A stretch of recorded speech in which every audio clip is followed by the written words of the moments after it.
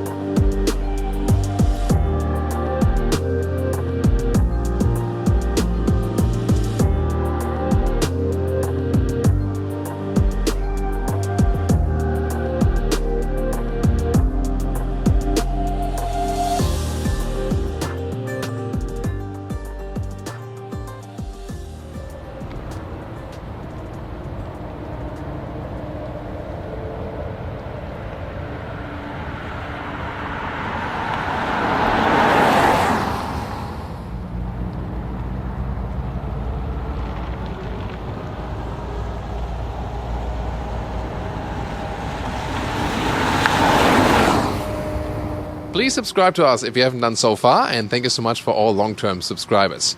Here, the BMW X1, since the most recent facelift, has this stronger front double kidney, more aligned with the bigger SUV brothers, and X1 and X2 are the only BMW SUVs that are built in Germany, in Regensburg, whereas the bigger SUVs, beginning from the X3, are all built in Spartanburg in the US. Headlamps still come with halogen as base. Why? They want your money. For the optional updates, here the LED or the optional adaptive LED, then more sophisticated function, and then they also have different daytime running light. This is really beautifully done here, right there. Filming in the rain is not pleasant, but looking at cars with raindrops on the paint, that's really beautiful. Length 4 meters 44, 175 inches or 14 foot 5. And now, ladies and gentlemen, get your drinks ready, because the drinking game here is, from which side will I enter the stage? Today from this one. Have you guessed it? So, here the X1 has this more upright shape, but is somewhat between crossover and big SUVs. The X3, the bigger brother, is longer and also more upright, has the longer front hood. This one here just with the transverse engine mount, that means a shorter hood and no 6-cylinder engines then in this case. Here the Model M Sport has the black frames and also the stronger side skirt here, and also wheel arches painted in vehicle color.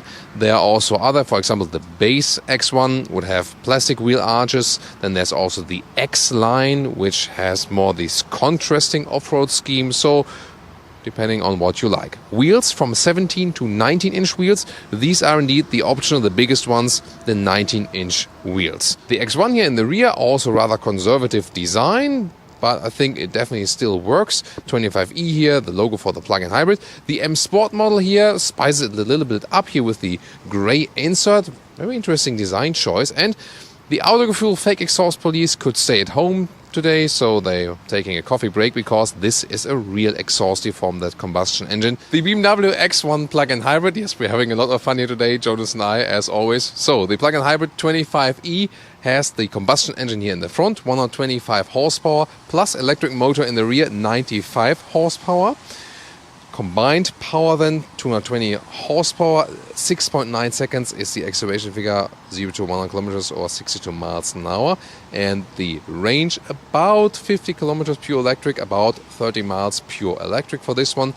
Power-wise, half a second slower approximately than the 25i, 28i called in US, or the 25D. So it is also one of the top spec engines then. Charging port is here on the driver's side, 3.7 kilowatt maximum AC charging. That's not too fast, but usually if you leave it overnight it's okay, and then you can get this 10 kilowatt hour battery full, 10 kilowatt hour gross and 8.8 kilowatt hour net.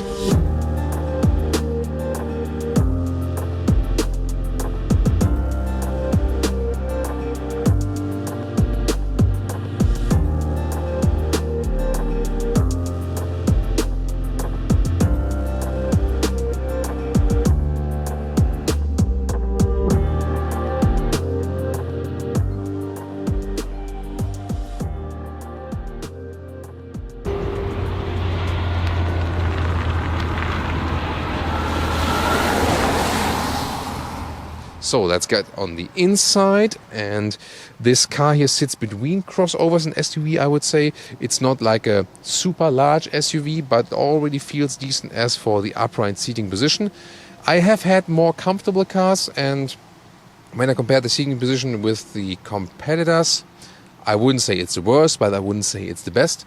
Headroom with 1.86 or 6 with 1, yeah, that still works, definitely no problem.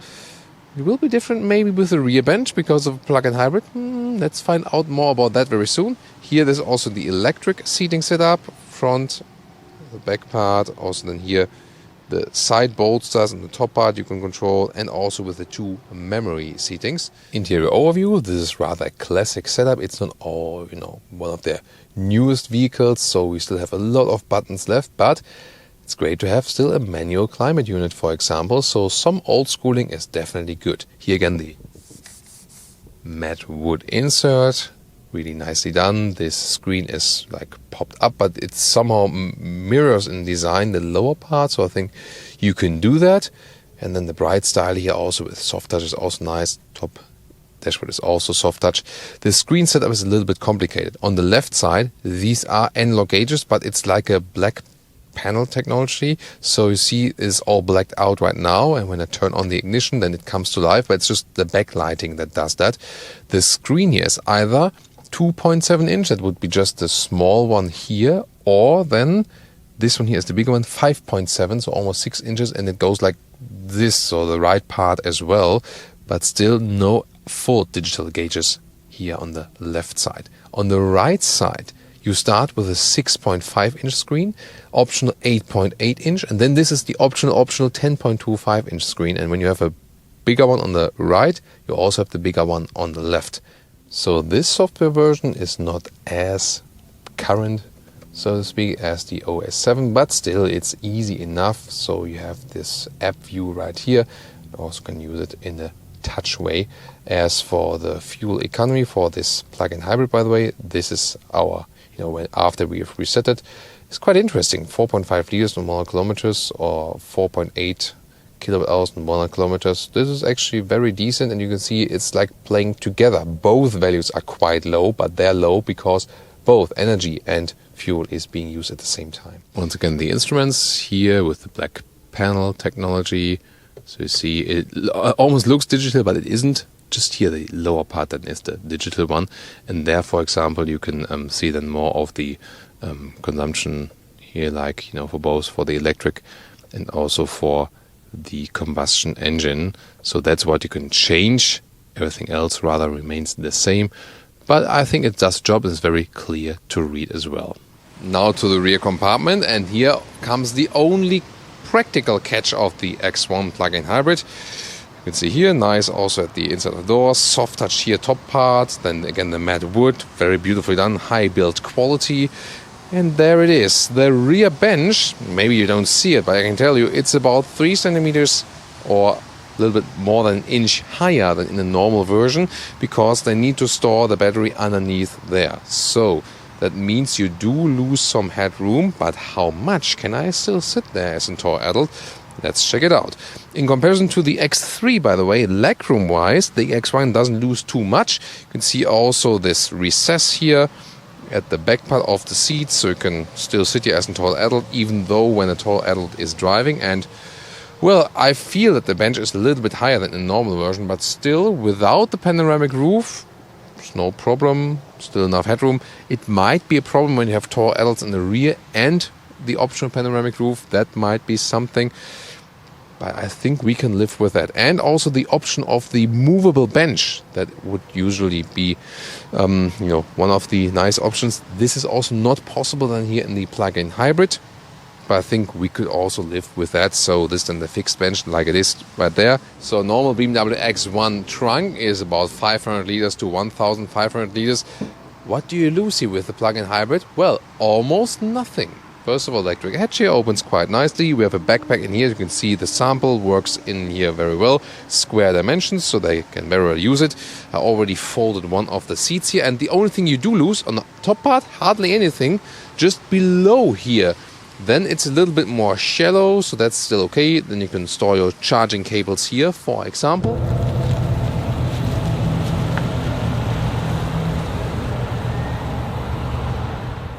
Welcome to Thomas's Driving Lounge with the BMW X1 plug-in hybrid. And we're going through the different driving modes, tell all about the electric driving, and of course also about this, playing together with the combustion engine. It's very interesting with the e-driving modes and the normal driving modes that are available. First of all, something general about the X1. It feels quite good from the overview. So this windscreen is a little bit panoramic alike, and you don't feel too high, so it's not this high sophisticated seating position as in the X3. However, also if you compare this to the previous generation X1, it feels more elaborated. It's somewhat in between crossover and SUV, I would say. Crisp steering feeling, very direct, very good, and also noise cancellation wise here at 70 kilometers an hour. It's really good, very silent experience, and at the moment we're driving all electric, so there's no engine noise. It was also very silent and relaxing when we just were starting.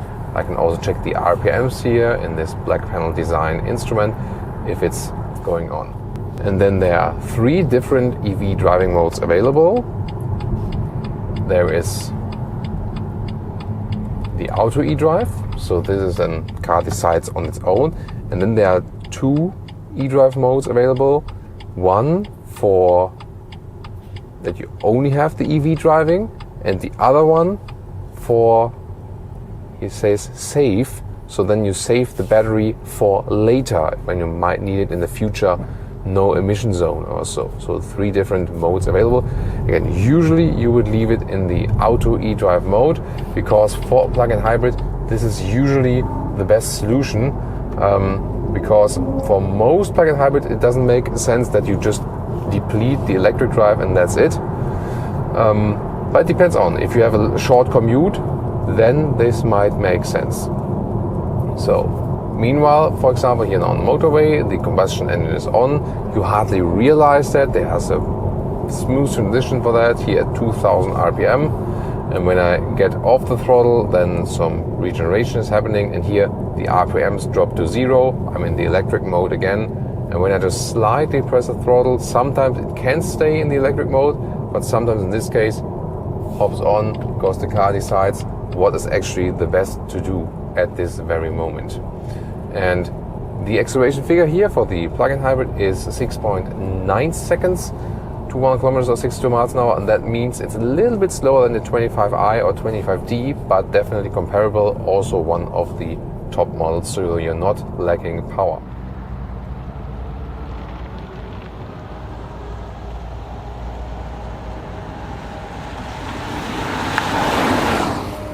And now to our conclusion for today with the BMW X1 PHEV. From the exterior, of course, you don't see any difference. This here, the M Sport model with a definitely distinct sporty look. Since the facelift, also a stronger front grille, definitely. And on the interior, we see a quite nice build quality. Not, of course, as sophisticated as with BMW X3, which is also more expensive. However, here with the M Sport model, with the plug-in hybrid, this is here more expensive than 60,000 euros or dollars, so really quite costly intensive for a compact SUV. However, the interior is quite well usable. When you consider exterior interior length, the only disadvantage of the plug-in hybrid model is that you don't have so much headroom in the rear bench. Other than that, still very well usable. As for the drivetrain, fun to drive. I think the setup here is very well optimized, yet you have a good playing together with the combustion engine and the electric motor, that you can really use the advantages. With plug-in hybrids, it's always the question, is this the worst or the best of 2 worlds? Here I think the setup is quite nicely optimized, so we also had, now at the end of the day, some about 4.5 liters to 1 kilometers fuel consumption and 4.5 kilowatt hours to 1 kilometers energy consumption. This is of course quite interesting, so it really helps each other. Then it's also a quite good use case, or when you have an electric commuting where you just drive electric, and you can also put that in the driving modes and then recharge again. Yeah, definitely very interesting drivetrain, especially when you get some governmental subsidies, for example, or some tax benefits. And it is the most fun to drive, I think, from the X1, because you also have a rear-wheel drive only, if you like, when you're just in the electric drive only mode, and yeah, especially for BMW, that can't hurt. So very interesting impressions here from us today. Please leave us your comments there in the section about this X1 in general, and also if you think a plug-in hybrid would make sense for an X1, if that would be something for you. Also tune in to the other interesting reviews we always link in the video description and in the pinned comment. See you there and see you next time.